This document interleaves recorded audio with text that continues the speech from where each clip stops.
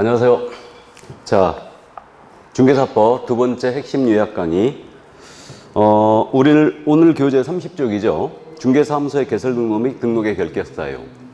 이 부분은 출제 비중이 일단은 두 문제입니다. 등록에서 하나, 결격사유에서 하나입니다. 그럼 등록의 그 법적 성격이 나와 있는데요. 등록이라는 것은 영업 허가를 받는 거예요. 그래서 대인적 일신연소를 띠고 있고요. 중개업을 영위하기 위한 적법 요건에 해당합니다. 그러니까 적법 요건이란 말은 중개업을 하기 위해서는 등록을 해야 되죠. 그래야지만 등록을 하고 중개업을 해야지만 적법해지는 거예요. 그렇기 때문에 등록은 적법 요건에 불과하고요. 이건 계약에 영향을 미치는 효력 요건이 아닙니다. 그게 유효 요건이 아니란 얘기예요. 그 다음에 이제 행정관청의 기속적 행정이다 그랬는데 그 기속행위란 말은 재량권이 없다란 얘기예요. 그러니까 이제 등록 기준에 맞춰서 등록 신청했다. 그럼 이거는 기속성을 띠고 있습니다. 반드시 등록을 해줘야 된다. 자, 그럼 가볍게 이해를 해두시고요. 그 다음에 이제 등록 신청인 내려갑니다.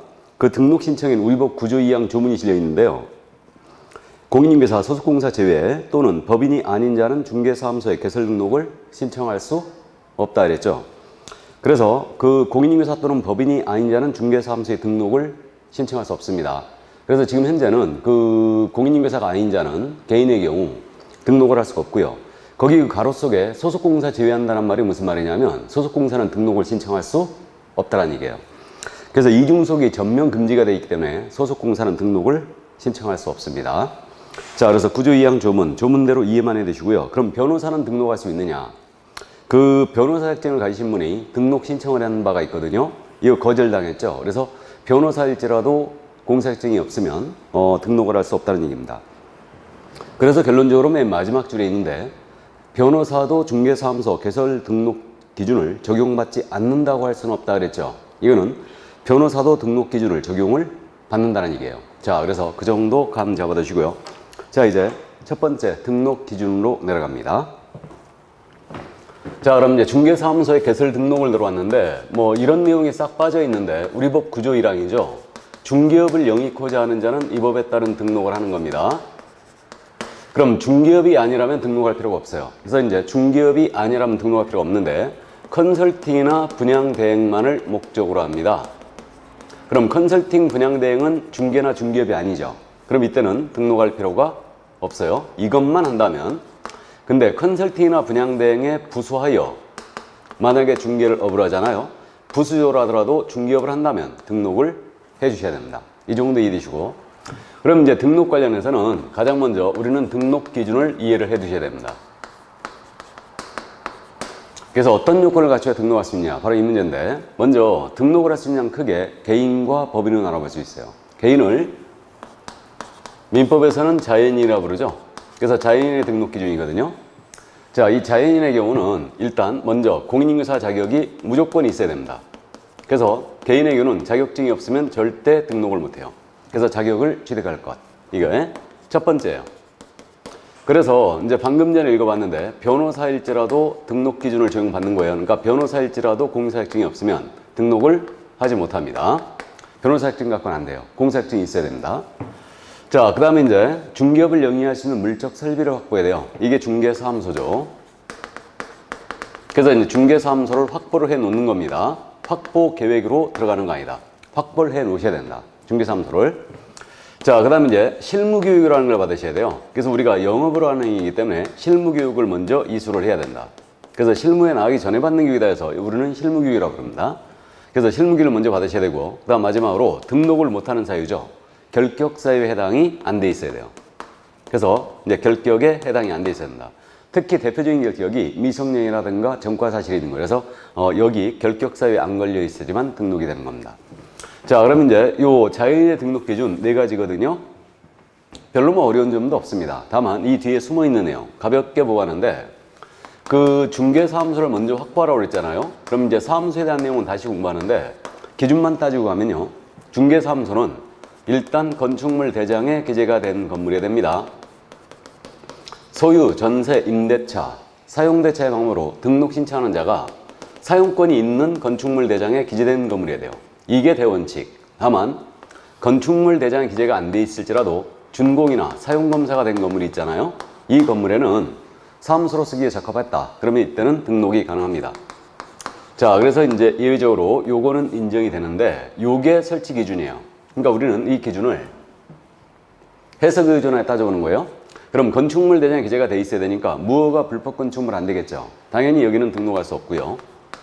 그 다음에 가설 건축물 대장에 기재된 건물이에요. 가설 건축물에 설치된 대장에 기재된 건물에 설치할 수 있느냐? 컨테이너 같은 거. 여기는 설치할 수 없습니다. 가설 건축물에는 설치 불가. 그 다음에 이 규정을 봤을 때 면적을 제한하는 규정은 존재하지 않죠. 그래서 면적 제한 규정은 없습니다. 적정 면적이면 돼요. 근데 실무적으로 이제 전용 면적 기준으로 약 6평 정도는 돼야지 품위를 유지할 수 있을 겁니다. 너무 좁아도 없어 보입니다. 자, 그래서 이제 면적 기준 존재하지 않는다. 시험에서 물어보는 건 여기까지예요. 여기까지. 그래서 가볍게 이 정도만 이해를 해 두시기 바랍니다. 자, 그 다음에 이제 실무교육 받으래요. 그럼 이 실무교육은 교육에 대한 내용은 다시 이제 그만한데 실무교육은 미리 받는 거예요. 그래서 이제 실무교육은 시도의사의 권한이거든요. 그래서 등록 신청 전, 등록 신청하기 전 1년 내 실무교육을 미리 가서 받으셔야 돼요. 현재 그래서 실무교육을 시도의사로부터 우리 협회가 위탁을 받아 시행하고 있죠. 그래서 일단 실무교육은 지금 4일 가서 받는 거예요. 그래서 하루는 온라인 교육이고 3일은 7시간씩 이제 집합교육을 합니다. 그래서 4일 교육을 받고 협회에서 지금 현재 13만 원 교육비를 받고 있어요. 그래서 실무교육을 등록 신청 전 1년 내 이수를 해줘야 되고 다만 중개업을 영위하다가 폐업 신고해버리잖아요. 폐업 신고 1년 내 재등록을 해요. 그럼 이때는 실무교육을 면제해 줍니다. 그래서 이 정도 실무교육 가볍게 이해만 해 두시고요. 그 다음에 이제 결격사유에 해당하지 않아야 된다. 이 부분은 우리가 다시 살펴보니까 그때 자세히 들여다본다. 개인의 등록 기준 별로 문제가 없어요. 자연은 문제는 법인의 등록 기준이에요. 자, 그래서 이제 법인이 등록을 신청하는 겁니다. 그럼 여기서 이제 법인이라는 것은요, 중개법인의 등록 기준이에요. 특수법인이 있지 않습니까? 그 특수법인은 해당 사항이 없어요. 특수법인은 다른 법률에 따라 중개업을 할 수 있는 법인이에요.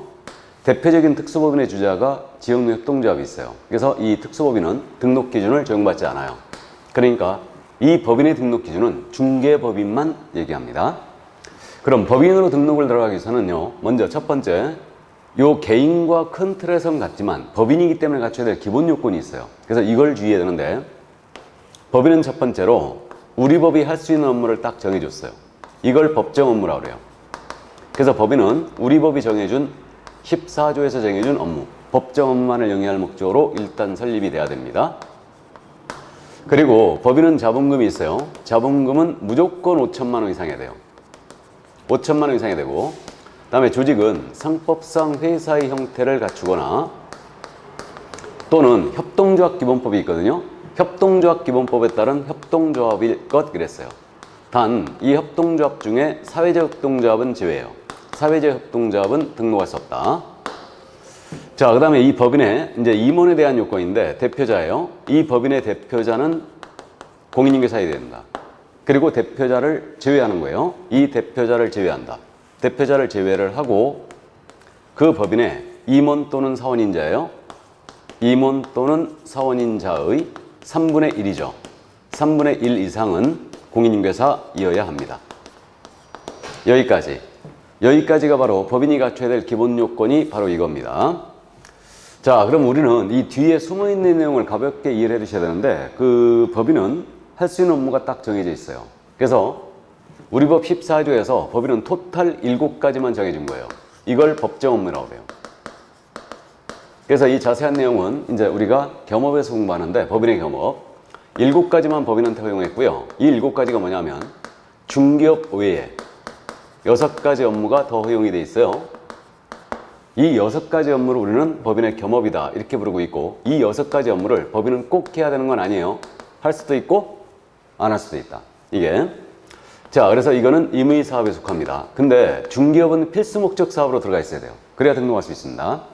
그럼 이 6가지 업무를 이제 후일 자세히 들여다보니까요, 여기서 우리는 암기사항으로 바로 갑니다. 관상차분 경이죠. 재관상차분해 보여서 경이롭다 이랬죠. 그래서 이게 관리대행이에요. 주택 및 상업용건축물에 대한 관리대행이고, 상담이죠. 부동산 상담할 수 있고요. 이게 프랜차이즈거든요. 차가 이건 개업공사를 대상으로 한 중개업의 경영기법 및 경영정보 제공이죠. 중개업 프랜차이즈고, 주택상가에 대한 분양 대행할 수 있고요. 경공매 알선 내리할 수 있고, 주거 이전에 부서되는 용역에 알선을 수행할 수 있어요.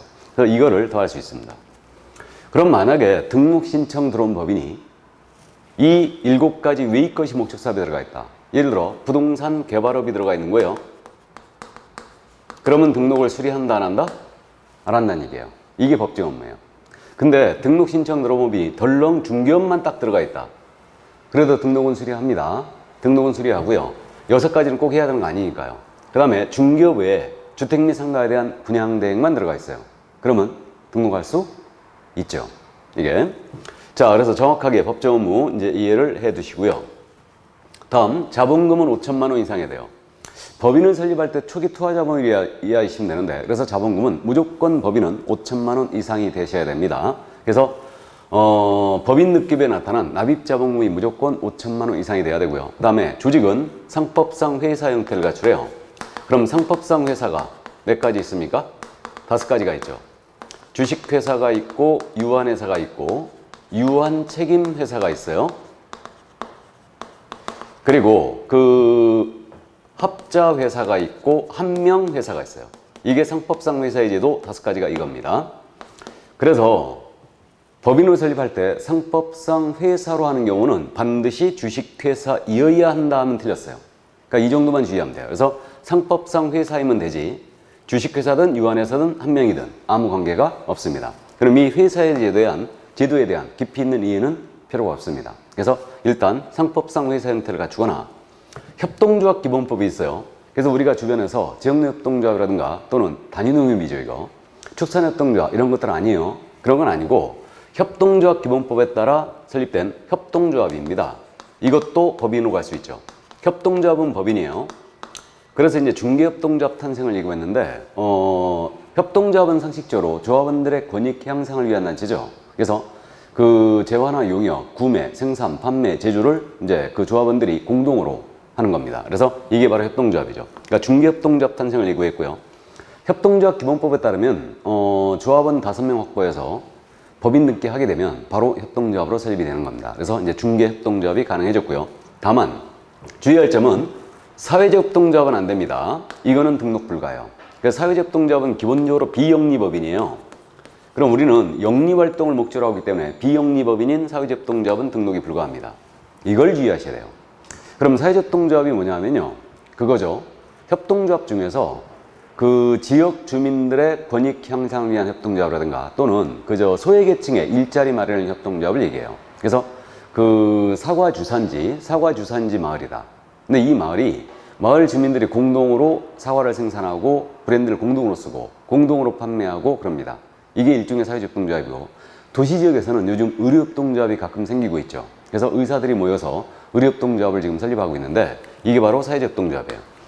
그래서 이 사회적 협동조합은 기본적으로 비영리법이기 때문에 등록을 할 수가 없습니다. 그래서 상법상 회사이거나 협동조합의 형태로 이제 중개법인 설립이 가능해졌죠.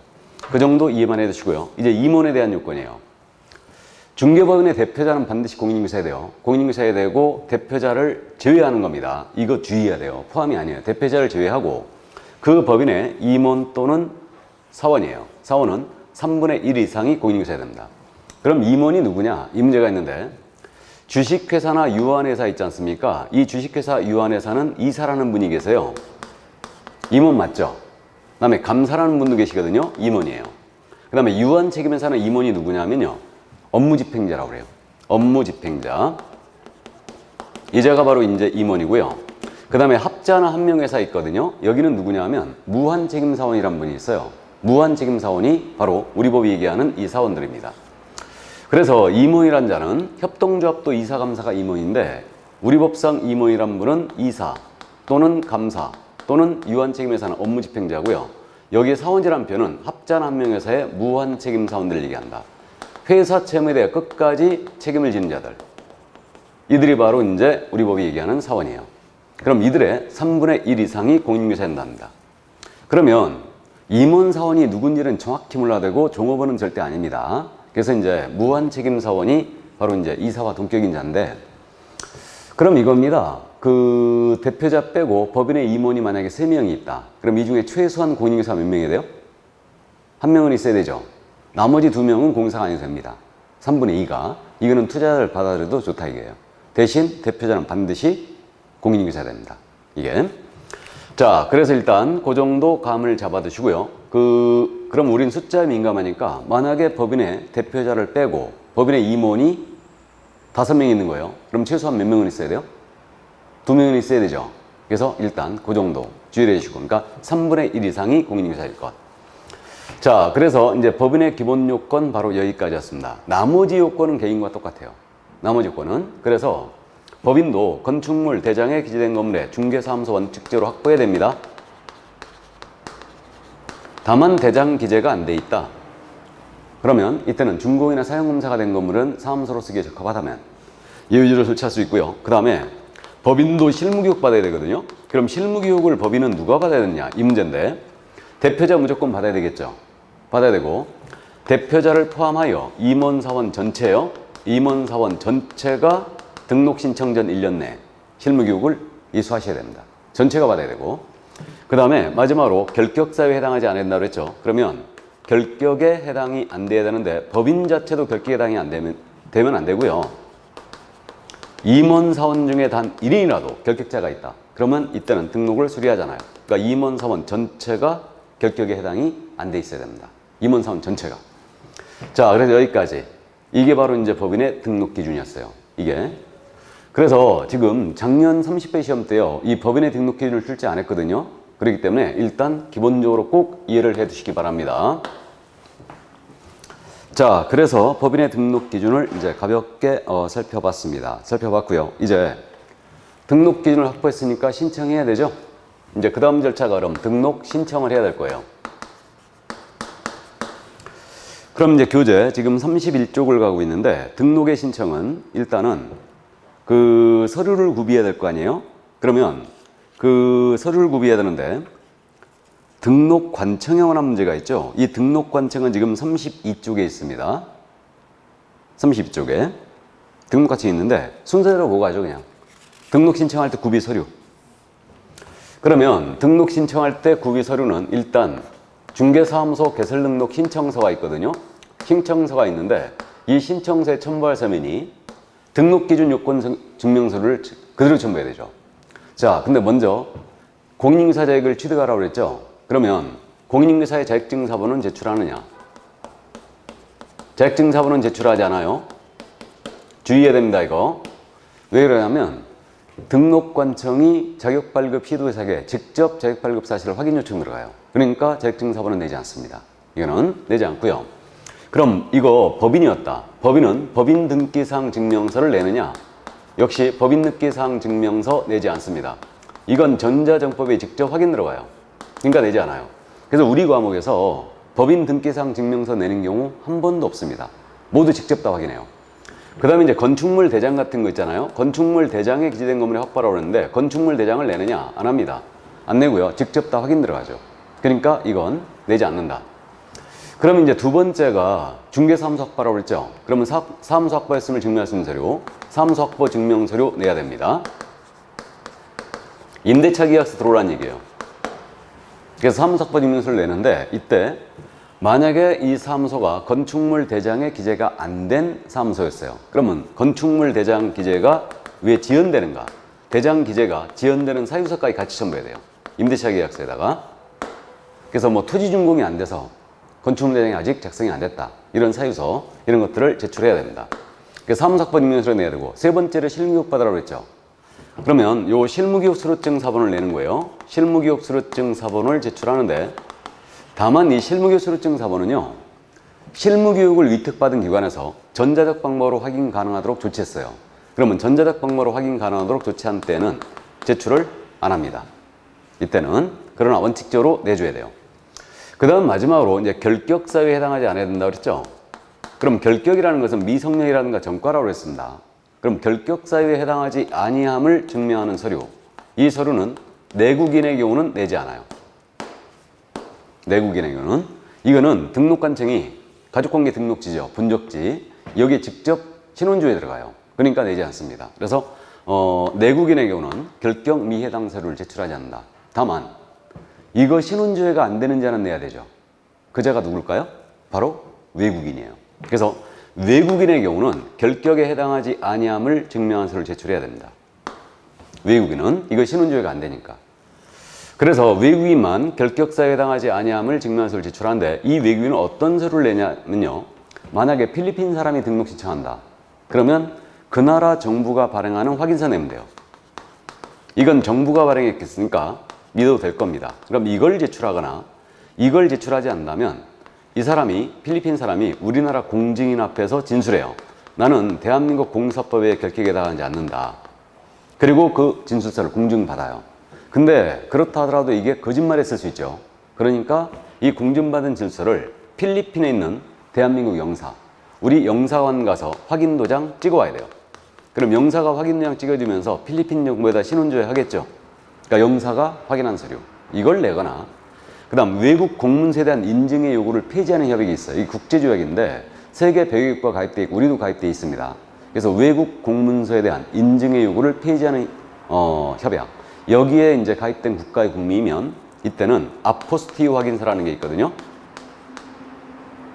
아포스티유 확인서, 이걸 제출해도 돼요.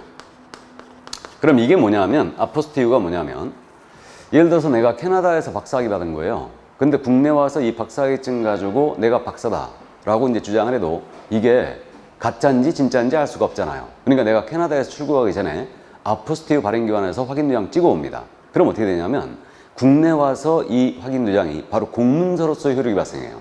이거는. 그래서 이걸 내면 됩니다. 자, 그 다음에 외국 법인의 경우는 국내 영업소 증명서를 더 내야 돼요.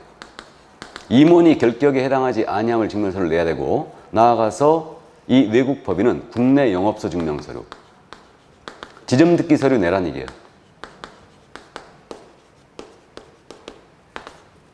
페이퍼 컴퍼니를 막기 위해서 그런 거죠. 그래서 외국 법인은 이걸 더 내야 됩니다. 그래서 이게 바로 이제 등록 기준에 관련된 서류였거든요. 근데 등록 기준에 없는 서류를 한 가지 더 내야 돼요. 뭘 내야 되냐면 여권용 사진 있죠. 여권용 사진 3.5 곱하기 4.5 사이즈. 그래서 여권용 사진 한 장 내셔야 됩니다. 여권용 사진을 왜 한 장 내냐면요, 이거는 나중에 등록증 교부할 때요, 등록증에 붙여줘요. 그러니까 이 서류를 내야 돼요.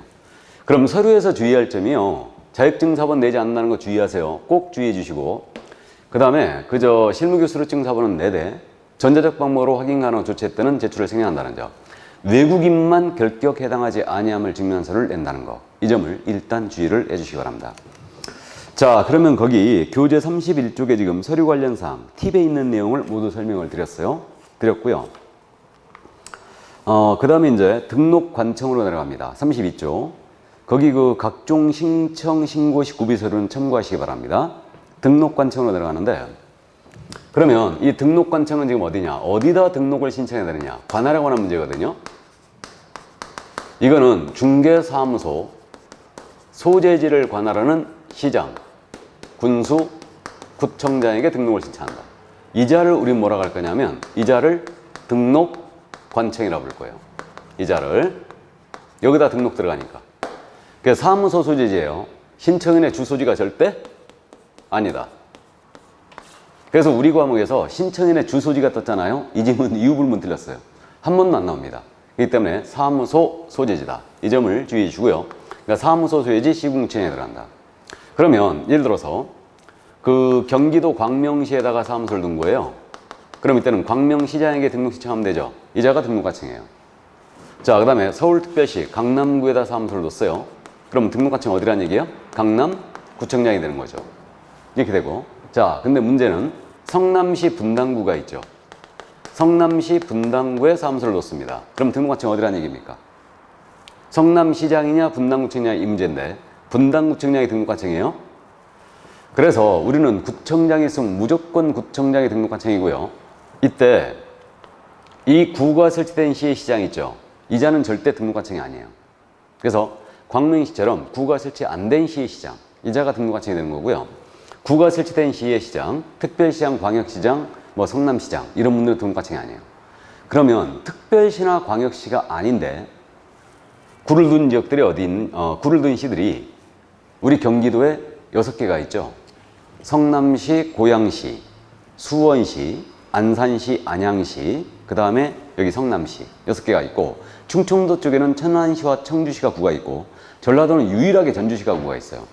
그 다음 이제 경상도 쪽에는 포항시와 창원시가 구가 있습니다. 그래서 지금 말씀드린 창원시장, 포항시장, 전주시장, 뭐 천안시장, 청주시장, 성남시장, 수원시장 모두 등록관청 아니에요. 거기 구청장이 등록관청입니다. 참고로요, 여기 분당구청장이 자기도 구청장이라 하여 강남구청장과 맞먹자 하잖아요. 그럼 싸대기 맞습니다. 강남구청장과 동격인 자가 누구예요? 성남시장이죠. 분당구청장은 성남시장이 임명한 구청장에 불과해요. 그래서 여기 단체장을 투표로 뽑는 지역이 있죠. 이것을 지방자치단체라고 해요. 그래서 강남구청장 투표로 뽑아요. 지방자치단체죠. 성남시장도 투표로 뽑습니다. 그럼 지방자치단체예요. 분당구는 지방자치단체인 구가 아니죠. 그래서 지방자치단체인 구를 자치구라고 부르고요. 지방자치단체가 아닌 구를 비자치구라고 부릅니다. 공법 시간에 공부했을 걸로 보입니다. 그래서 우리는 구청장이 있으면 무조건 구청장이 등록관청이 되는 거고, 여기서 말하는 시장은 결국은 구가 설치되지 아니한 시시장을 말합니다. 이게 바로 등록관청이었어요. 사무소 소재이다. 자, 그러면 이제 이자에게 등록을 신청하는데 거기 32쪽에 등록관청의 등록 불수리 사유가 있죠. 이건 이제 참고사항인데요. 우리 등록은 기속성을 띠고 있어요. 요건에 적합하다면 반드시 등록을 해주게 돼 있습니다. 이게 이제 기속적 행정이라고 그러는데, 기속성을 띠고 있다는 얘기가 뭐냐? 이 사유 외에는 등록을 해 주어야 한다고 돼 있죠. 이 사유 외에는. 그래서 그 1번이 공인중개사 또는 법인이 아닌 자가 등록을 신청했어요. 그럼 등록을 거부할 수 있어요. 그 다음에 또 등록 신청자가요, 결격 사유 중에 어느 하나에 해당돼 있어요. 그럼 등록을 당연히 거부할 수 있고, 등록 기준에 미달돼 있잖아요. 그럼 이때는 당연히 거절할 수 있고요. 그 다음에 그 밖에 우리 법 또는 다른 법에 따른 제한에 위반돼 있다. 그럼 이때는 거절할 수 있습니다. 그럼 다른 법에 따른 제한에 위반돼 있다는 게 대표적으로 뭐가 있냐면, 참고사항인데, 세금 체납했잖아요. 만약에 등록 신청한 자가. 그러면 이때는 이제 등록을 거절합니다. 그래서 우리가 등록 신청을 이제 공간정보과, 전에 지적과라고 불렀죠. 열로 이제 등록 신청 들어가는데, 구청에 이제 등록 신청 들어가면요, 세무과를 한번 다녀오라고 할 거예요. 세무과 가서 확인도장 찍어오라고 할 겁니다. 세금 체납 사실을 체크해요. 그러니까 체납 사실이 있으면 바로 그 전에서 이제 체납액을 내버리고 바로 등록 이제 해달라고 하면 됩니다. 자, 그래서 이제 그 정도, 이런 사유가 없는 한 등록을 거절할 수 없다. 그 정도 이해해 두시고, 그 다음에 이제 등록관청의 확인이란 말 나와 있죠. 옆에 33쪽에 맨 위에 찾았어요? 이 부분 말씀드렸죠. 그래서 직접 자격증 발급 시도자가 확인 요청하고요. 건축물 대장과 법인등기 사항 증명서는 전자적법에 직접 확인 들어갑니다. 그러니까 이건 내지 않아요. 그래서 이제 그 얘기가 써 있는 거고. 자, 그럼 이제 그 다음 절차가 등록 신청 들어갔어요. 그럼 그 다음에 당연히 서류 검토해야 되죠. 그래서 결격 여부 신원조에 들어가고요. 그 다음에 사무소 확보가 됐는지 체크합니다. 그리고 또요, 자격 발급 시도자에게 자격증 발급됐는가 확인 요청 다 들어가요. 이게. 자, 그래서 확인했더니 기준에 적합했다. 그러면 이제 등록을 해주는데, 이게 등록 통지 또는 등록 처분이라고 그래요. 그럼 신청한 날로부터요, 등록 통지는 며칠 내에 하게 되냐면 7일입니다. 7일 내 등록을 통지해요. 우리 법의 가장 중요한 숫자 7일. 또 등장했죠. 그래서 지난 시간에 공인중개사 정책심의위원회 회의 소집 통지 7일 전까지 하는 거예요. 그 다음에 등록 통지 7일 내에 하게 돼 있습니다. 그래서 이제 공인중개사인 계공이나 법인인 계공으로 구분하여 등록을 하고, 등록을 7일 내 통지하는데, 이거는 서면으로 해야 돼요. 서면 통지하게 돼 있습니다. 왜 그러냐면 아주 중요한 효과가 발생해요. 등록 통지가 됐잖아요. 그럼 개설 등록의 효과가 발생돼요. 그래서 우리 개업공사는 개설 등록을 한 자를 말하죠. 그러니까 이때 개공이 된 거예요. 그래서 등록의 효과가 발생하기 때문에 서면으로 반드시 7일 내에 통지를 해주게 돼 있습니다. 이렇게. 그러나 등록증 안 받았어요. 그 다음 절차가 더 있습니다. 자, 그래서 이제 등록을 이제 통지를 해주는데, 일단 교재 순서대로 바로 갈까요, 그럼? 그 33쪽에 말이에요. 양괄호 2번에 등록사항 등의 통보라고 돼 있죠. 그러면 등록관청은 밑줄이고요. 다음에 해당하는 때는 그 사실을 중개사무소 등록 행정처분 통지서에 기재하여 다음 달 10일까지 밑줄이고요. 공인중개사협회를 통보해야 한다. 공인중개사협회 통보 밑줄이에요. 그래서 협회 통보 사항이거든요. 그래서 이제 등록증이 나가면 협회에다가 이 사실을 통보해 주게 돼 있는데 협회 통보를 누가 한다고요? 등록관청이. 근데 이거 등록증 내줄 때마다 통보하게 되면은 불편하잖아요. 그러니까 한 달 걸 쫙 모아갖고 다음 달 10일이에요. 다음 달 10일까지 이 사실을 통보해 주거든요. 이때 협회 통보사항은 등신이에요. 등록사항과 신고사항을 통보합니다. 이걸 제가 등신이라고 지금 여러분들한테 암기시키는데, 그럼 등록사항이 뭐냐 하면 등록증이 교부가 됐을 때, 그 다음에 또 등록증이 교부가 됐거나 등록을 취소했을 때, 그 다음에 등록에 대한 정지가 업무정지거든요. 업무정지 처분을 때렸을 때, 이때는 다음 달 10일까지 협회 통보합니다. 그 다음에 우리 법상 신고사항이 있죠. 이거 전부 다 통보사항이에요. 그럼 분사무소 설치 신고사항, 휴업신고, 폐업신고, 기간변경신고, 재개신고, 휴폐업신고사항, 또 고용신고, 고용관계 종료신고사항, 중개사무소 이전 신고사항, 이런 것들 전부 다 통보해요. 그래서 신고사항은 전부 다 통보다, 이렇게 이해하시면 돼요. 그래서 등신으로 기억해 주세요. 등록사항과 신고사항을 다음 달 10일까지 협회 통보한다. 10일 내 통보하는 게 아니에요. 다음 달 10일입니다. 정확히 해주시고, 그럼 우리 법상 협회 통보 의무자는 등록관청 뿐이거든요. 그러니까 시도지사가 하는 행위예요. 이건 통보사항이 아니죠. 그래서 자격 취소라든가 자격 정지사항 있죠. 이건 협회 통보할 사항이 아닙니다. 자격 취소와 정지사항은. 그리고 이걸 갖다가 치사하게 말해요. 등록증을 재규부했습니다. 등록증 재규부한 때는 통보사항이 아닙니다. 등록증이 처음 나갔을 때 통보하는 거예요. 이거. 그래서 이건 시도지사가기 때문에 통보사항이 아니고 등록증 재규부도 통보사항이 아니다. 이 정도만 주의해 주시면 돼요. 자, 그 다음에 이제 등록증의 교부가 나오죠. 그래서 이제 33쪽으로 내려갑니다. 그러면 이제 등록 통지가 나갔어요. 그럼 등록증을 교부하는데 그 전에 해야 될 절차가 보증 설정해야 돼요. 그러니까 보증제도 나중에 공부하는데 개업공사의 손해배상 책임을 보장하는 조치죠. 이게 바로 보증 설정이에요. 그래서 이제 업무 보증을 세우는 겁니다. 그럼 보증 설정제도 나중에 공부하는데 보증 설정 시기의 대전제는 언제까지냐? 중개 업무를 개시하기 전까지예요. 설정하여 등록관청에 신고까지 모두 마치는 거예요. 보증 설정의 방법은 서울보증보험에 가입을 하거나 협회에서 운영하는 공제가 있어요. 이거는 협회 운영하는 공제만 해당 사항이 있습니다. 공제에 가입하거나 돈이 엄청 많으시면 공탁을 하시면 돼요. 법원에 가서 예치해 놓는 거죠. 그래서 보증보험 공제에 가입하거나 공탁을 하셔야 되는데 얼마를 해야 되느냐? 설정 금액은 법인이 아닌 계공이에요. 법인이 아닌 계공은 개인인 계공을 말하죠. 그래서 개인인 계공사는 1억 이상을 설정해 줘야 되고요. 법인인 계공은 2억 이상을 설정을 해줘야 됩니다. 2억 원 이상을. 자, 그래서 이렇게 설정하여 그 증명서를 갖춰 그 사본을 첨부해서 이제 업무 개시전까지 등록관청에 신고 들어가요. 그럼 이제서야 이제 등록증이 교부됩니다. 그래서 이제 등록증을 교부하는데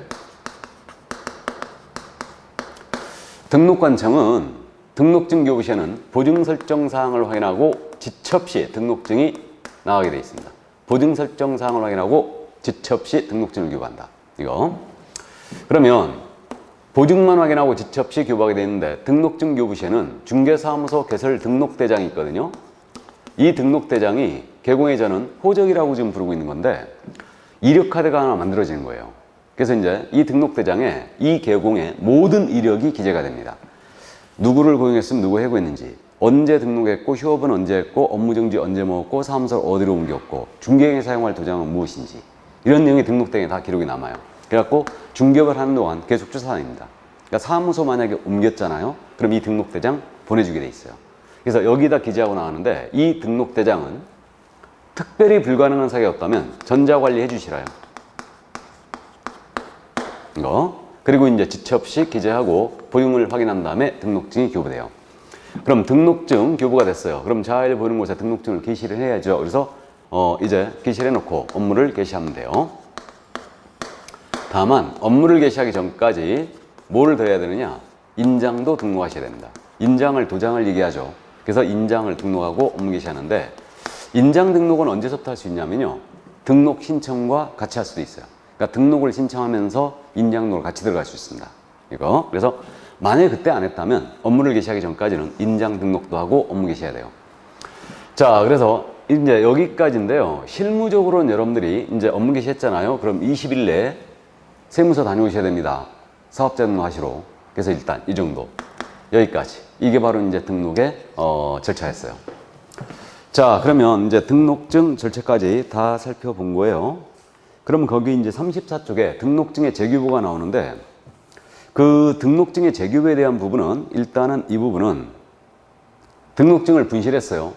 또는 훼손했다. 그럼 재규 신청할 수 있겠죠. 등록증에 기재된 내용이 변경됐어요. 그럼 이때는 등록증 재규 신청이 됩니다. 당연히. 그래서 당연히 되고 있고요. 그래서 이제 그 등록을 신청하거나 재규부 신청할 때 등록증 재규부를 일단 수수료 내게 돼 있어요. 그래서 등록 신청할 때 통상적으로 27,000원 내외가 되고 있는데 등록 신청을 할 때 지방자치단체 조례가정하는 수수료 내게 돼 있죠. 등록증 재규부 신청할 때는 마찬가지예요. 그래서 지자체 조례가 정하는 바에 따른 수수료 납부한다. 그럼 지방자치단체의 종류가 크게 두 가지로 나눠져요. 하나는 시도가 있고 시군구가 있죠. 그래서 이제 광역자치단체가 시도고요. 시군구를 기초자치단체라 불러왔던 겁니다. 그래서 지방자치단체가 이렇게 있는데 그럼 이건 관할이 시군구잖아요. 그러니까 등록 신청할 때 시군 자치구조에 따른 수를 내는 거예요.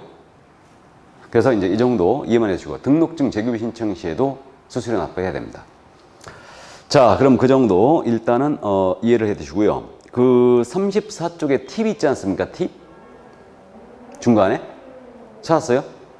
이 부분 잠깐 짚고 가는데 그 법 부칙 6조 제6조 제2항에 규정된 개업공사에 관한 처리 규정 일어났죠, 지금 이게 우리 지금 저자께서는 이걸 법 부칙 6조 제2항에 규정된 개공 이렇게 표현했는데 정확한 표현이 뭐냐면요.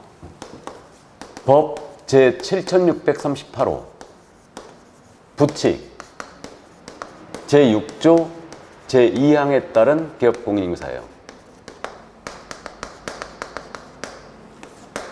이 자를 지금 우리 교재는 법 부칙 제6조 제2항에 규정된 개업공사 이렇게 놨는데 시험에서는 이렇게 정식으로 물어봅니다. 이자가 그럼 누구냐면 중개인이에요. 바로 제가 중개인이라고 부르는 자가 바로 이자예요.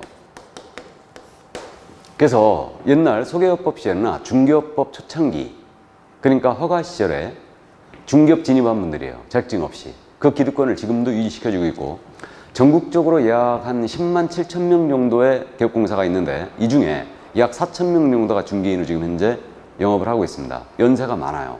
즉 90년 이후에는 더 이상 탄생이 안 됐거든요. 그래서 이 자격증이 없는 상태에서 기득권을 유지를 시켜주고 있는데 이분들이 지금 현재 정확한 명칭은 법제 7638호 부칙 제6조 제2항에 따른 개업공사를 갖고 이제 뭐 부칙 규정에 의한 개공 이렇게 이제 많이 부르고 있고요. 중개인이라는 표현을 또 많이 쓰고 있습니다.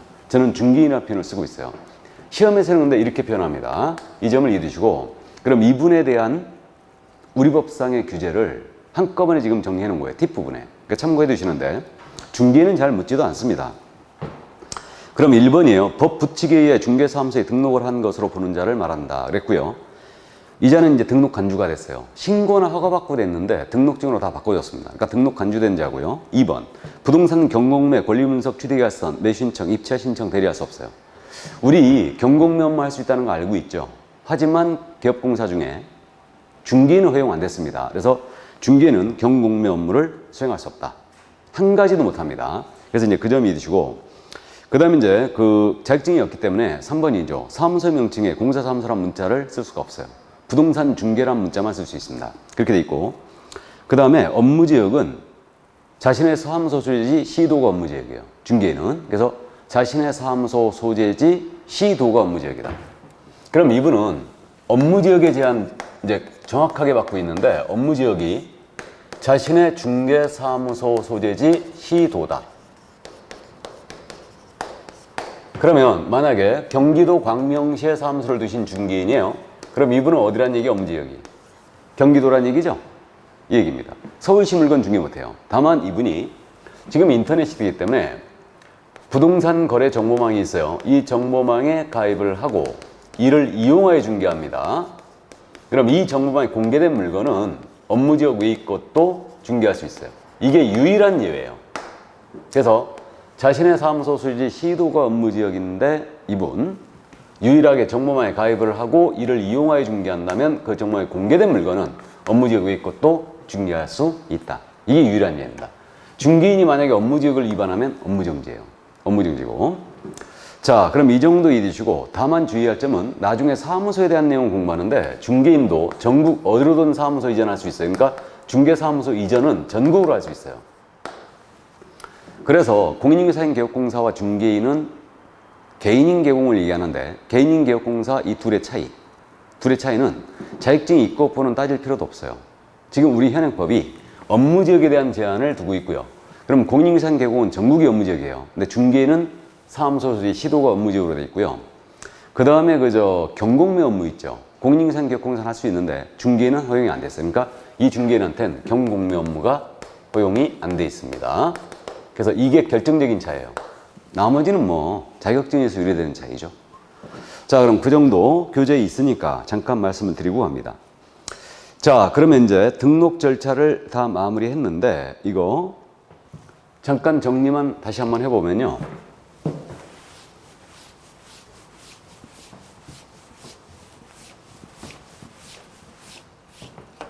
이렇게 되죠. 등록 절차가 등록 기준을 확보했어요. 자격을 취득하고 사무소 확보하고 교육받았습니다. 등록을 신청했어요. 그럼 이에 대해서 검토를 하고 요건에 적합했다. 그럼 등록을 통지해 줬죠. 그럼 등록 통지가 됐거든요. 그럼 보증을 설정하여 신고 들어가는 거예요. 그럼 요 사항을 확인하고 지체 없이 등록증이 교부돼요. 그러면 이제 잘 보는 곳에 걸어놓고 중개 업무를 시작하면 돼요. 이렇게 되는데 그러면 신청한 날로부터 등록 통지까지는 며칠이었어요? 7일. 7일이었고 그 다음에 이거 업무를 개시하기 전에 뭐 해야 된다고요? 인장을 등록해야 된다고 그랬죠? 그럼 인장 등록은 언제부터 할 수 있느냐? 등록 신청과 같이 할 수 있다. 그래서 이때서부터 업무 개시 전까지 등록해 줘야 됩니다. 그리고 등록 통지가 있었잖아요. 그럼 개설 등록의 효과가 발생한다고 그랬어요. 등록이 된 거예요, 이때. 그러면 이전에는 무등록 상태였죠? 등록이 안 된 상태였고 이제 등록 통지가 됐어요. 그러면 등록은 계속되는 거죠. 이게. 그래서 이제 등록된 중개업이 된 겁니다. 그래서 이 등록이라는 것은 위법했던 것을 적법한 것을 바꿔준 적법 요건. 다음에 이제 금지된 것을 풀어준 거예요. 그러니까 이건 허가의 의미를 띠고 있고요. 금지 해제, 허가 의미가 있고요. 기속성이 있죠. 기준에 적합하다면 반드시 등록을 해줘야 됩니다. 그래서 이제 기속성이 있고요. 자, 그래서 이제 이 정도 이해만 해 두시고요. 그 다음에 이제 절차상 주의할 점은 등록증 나갈 때는 보증 설정 사항만 확인하고 지체 없이 나가는 거예요. 인장 등록 여부까지 확인해야 되는 거 아닙니다. 그래서 보증 설정 사항만 하고 등록되지 않게 기재한 다음에 지체 없이 나가게 돼 있고 다음 등록 통지가 됐거든요. 그럼 언제까지 업무 개시해야 되느냐? 이 시한에 대한 규정은 존재하지 않아요.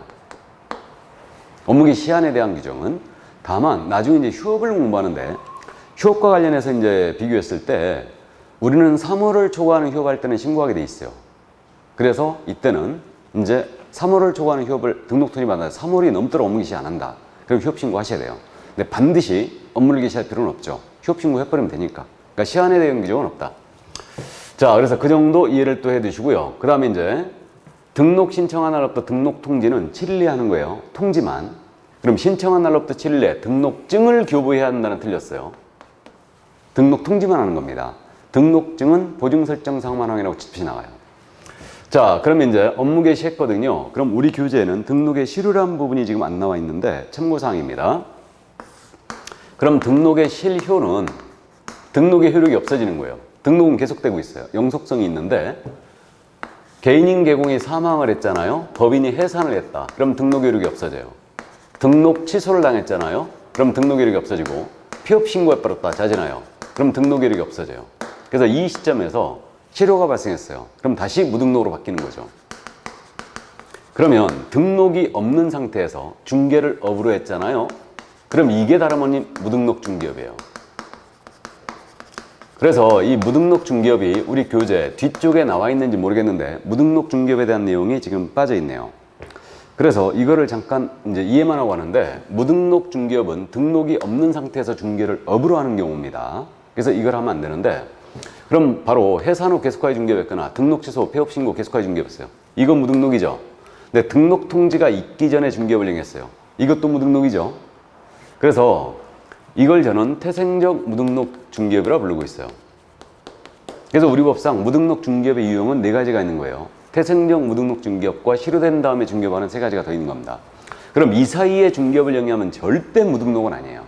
그래서 이제 이 점 이해해 주시고, 그럼 무등록 중개업에 걸렸을 때 처벌이 어떻게 되느냐? 처벌은 먼저 우리 법상 최고의 처벌이 나가요.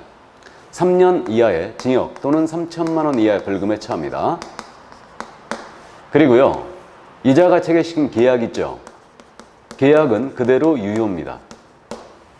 등록이 적법 요건에 불과하기 때문에 무등록업자가 체결시킨 거래계약, 사법적 효력은 부인되지 않아요. 그대로 계약은 유효하고, 그 다음에 이자의 보수청권 인정하느냐?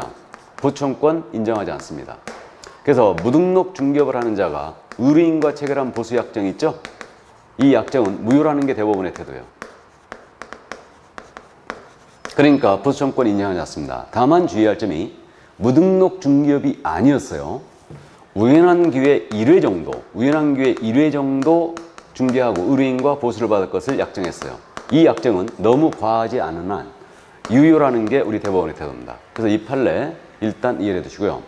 그 다음에 이 무등록업자의 업무 있잖아요. 무등록업자의 업무는 업무방해죄의 보호 대상이 되는 업무로 볼 수 없다고 그랬습니다. 이게 이제 대법원이 취하는 태도고요. 그래서 이 사건이 이제 그거였죠. 업무방해죄 보호 대상이 되는 업무라 안 된다고 그랬고요. 그러면 이거 있잖아요. 무등록 중개업을 하는 자가 갑을 간의 거래를 소개했어요. 그럼 이 계약은 그대로 유효라고 그랬죠. 그리고 보수청권 이자에게 인정하지 않는다고 그랬고요. 그럼 무등록 중개업자에게 중개를 의뢰한 자는 처벌할 수 있느냐? 이자를 처벌할 수 있겠어요? 없겠어요? 없죠? 무등록 중개업을 하는 자에게 중개 의뢰했다 하여 이자는 처벌할 수 없습니다. 그래서 인것 처벌 불가하고요. 이자의 공동정범, 무등록업자의 공동정범으로 처벌할 수 없어요. 공동정범이 뭐냐면 공범이에요. 그래서 공범으로도 처벌할 수 없다. 그래서 이 갑을 처벌하겠다고 이제 검사가 기소한 바가 있는데, 무등록업자의 업무는 당연히 업무방해죄 보호 대상이 되는 업무라 볼 수 없다 그랬고요. 무등록업자에게 중개를 의뢰한 자를 처벌할 수는 없습니다. 그 의뢰행위 자체, 공동정범으로도 처벌할 수 없다. 이자에게 의뢰한 행위 자체는. 그래서 처벌 불가라고 한 판결이 있죠. 자, 그래서 여기까지. 그러니까 무등록 중개와 관련된 내용 뒤에서 이제 곳곳에서 나올 겁니다. 그래서 이 판례 한 번쯤 정리해 두시고요. 그 다음에 이제 34쪽에 이제 등록 위반에 대한 사항으로서 무등록 중개업을 봤고요. 등록증의 양도, 대여 등의 금지가 나오죠. 그럼 우리는 등록이 일신영속성이 있기 때문에 등록증 양도하는 거 안 됩니다. 그래서 등록증 양도하는 행위도 당연히 안 되고요. 대여하는 행위도 당연히 안 되죠. 그리고 대여와 동일시되는 행위. 우리 개업공사가 다른 사람에게 자기의 성명 또는 이번엔 상호도 들어가요. 상호를 사용하여 중개 업무를 하게 하잖아요. 그럼 이거 양도 대여와 똑같죠. 이거. 그래서 이때는 등록을 취소해버립니다. 등록을 반드시 취소한다는데 저는 이걸 필요적 등록 취소라고 부르고 있고, 다른 분들은 이걸 절대적 등록 취소라고 부르고 있어요. 그래서 등록증 양도 대여 했잖아요. 그럼 이때는 필취예요. 반드시 등록을 취소해버리고 1년 이하의 징역 또는 1,000만 원의 벌금에 처한다. 그럼 우리는 자격증을 양도대하든 등록증을 양도대하든 무조건 취소 1년이에요. 그래서 일단 제재 기억을 해 주시고요. 자, 그 다음에 이제 이중 등록 등의 금지가 나옵니다. 그 밑에. 그러면 이중 등록 당연히 금지죠. 등록이 2개 이상이에요, 이거. 우리는 등록이 일신영속이기 때문에 등록이 2개 이상 절대 안 됩니다. 이거는 관할을 달리하든 종별을 달리하든 이중등록은 전면 금지예요. 어쨌든 금지고, 그럼 이중등록에 걸렸잖아요. 양쪽 다 등록을 반드시 취소해버립니다. 필취예요. 필요적 등록 취소고, 이중자에 걸렸잖아요. 그럼 1-1이다. 1년 이하의 징역 또는 1,000만 원의 벌금에 처합니다. 그래서 이 점 또 기억을 해 두시고요. 그 다음에 이중소속도 금지예요. 그럼 그 이중소속은 2개 이상의 중개사무소에 소속하는 거예요. 이거 안 된다는 얘기죠. 이거는. 그래서 이게 중개사무소에 양다리 걸치는 거예요. 이게 전면 금지입니다. 그래서 거기 이중 등록의 금지 등 그래갖고 34쪽의 맨 밑에 양괄호 2번 있죠.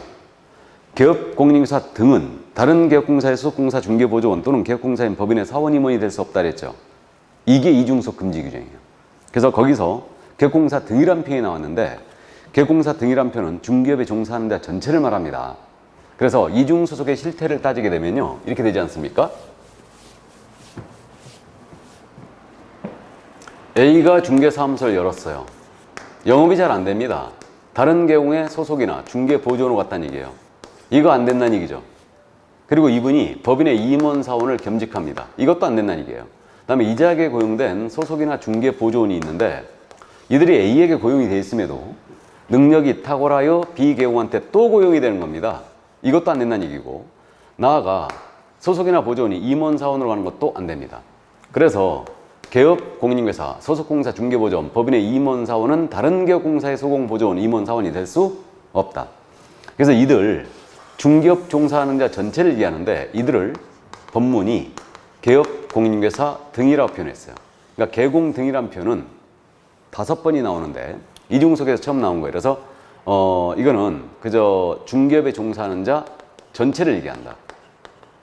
그러면 이거 제재를 꼭 기억해야 되는데, 우리 개업 공인중개사가 양다리에 걸치다 걸렸잖아. 이중소가 걸리면 필취예요. 필취고 이중자에 걸렸으니까 1-1입니다. 근데 소공이 만약에 이중소가 걸렸잖아요. 그럼 소공은 이중소가 하게 되면 이때는 자격이 있죠. 자격 취소겠어요, 정지겠어요? 자격 정지를 받을 수 있어요. 6개월 범위 내에 자격 정지를 받을 수 있고 and 1-1입니다. 우리가 어떻게 딴 자격인데 이중소했다 자격 취소하면 안 되겠죠. 다만 자격정지 기간 중에 있는 소속공사가 이중소겠어요. 자격정지 기간 중에 이중소속을 했다. 이건 자격 취소예요. 자격 취소의 1-1이에요. 이건 업무항과 똑같아요. 우리는 정지 중 업무해버리면 무조건 취소거든요. 업무정지 중 업무해버리면 등록 취소. 자격정지 중 업무하면 자격을 취소해버립니다. 그러면 자격정지 기간 중에 있는 소속공사가 이중소겠다.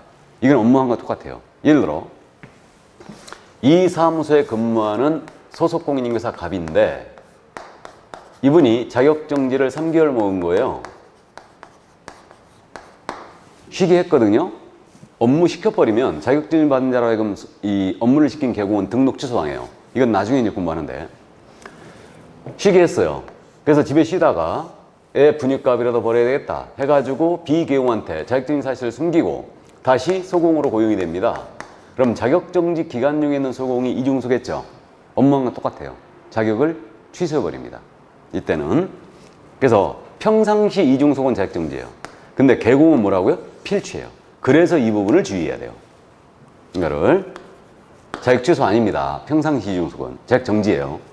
그다음 이제 중개보조원은 자격도 없고 등록도 없으니까 1-1이죠. 그래서 일단 이중속 제재 여기까지 기억을 해주시고요. 그래서 이제 등록 위반에 대한 사항이 이거예요. 무등록 중개업, 이중등록, 이중소속, 등록증, 양도대여 다 이해를 해두셔야 되죠. 자, 그럼 이제 그 마지막으로 지금 그 36쪽에 팁 부분에 계획공사의 종별 변경이란 말 나와 있죠. 뭐 이런 것들은 시험에 잘 묻지는 않는데 최근에 한번 이거 종별 변경에 대해서 물어본 적이 있어요. 등록증 반납하느냐 안 하느냐 이 부분을 물어본 적이 있는데, 계획공사의 종류를 종별이라고 부른다 그랬죠. 종류를 바꾸는 거예요. 이게 종별 변경입니다. 법인인 계획으로 등록을 했다가 공인인산 계획으로 바꿉니다. 대표자가 독립한다는 얘기예요. 공인인산 계획으로 등록을 했다가 법인의 대표자로 합니다. 종별 변경이에요. 그 다음에 중개인이 계신다고 그랬죠. 그러면 공인인산 계공이 중개인으로 갈 수 있느냐? 없죠. 더 이상 중개인은 탄생이 안 되는 거죠. 그래서 중개인을 한번 폐업을 해버리면요, 다시는 중개인으로 등록 못 합니다. 자격증 갖고 와야 돼요. 자, 이렇게 되고요. 자, 그러나 거꾸로 갈 수는 있죠. 중개인이 자격을 취득하여 공인인산 계공으로 합니다. 가능하겠죠. 중개인이 자격을 취득하여 법인의 대표자로 합니다. 종별 변경이에요. 이때 개업공사가 종별을 달리하여 업무를 계속하고자 하잖아요. 그럼 어떻게 되느냐? 원칙, 등록 신청서를 다시 제출해야 한다 그랬어. 등록 다시 해야 돼요. 이게 원칙이에요. 그럼 서류 다시 내야 돼요. 근데 이미 낸 서류 중 변동이 없는 서류는 제출을 생략할 수 있는데, 종전에 등록증 있잖아요. 등록증은 반드시 반납해야 돼요.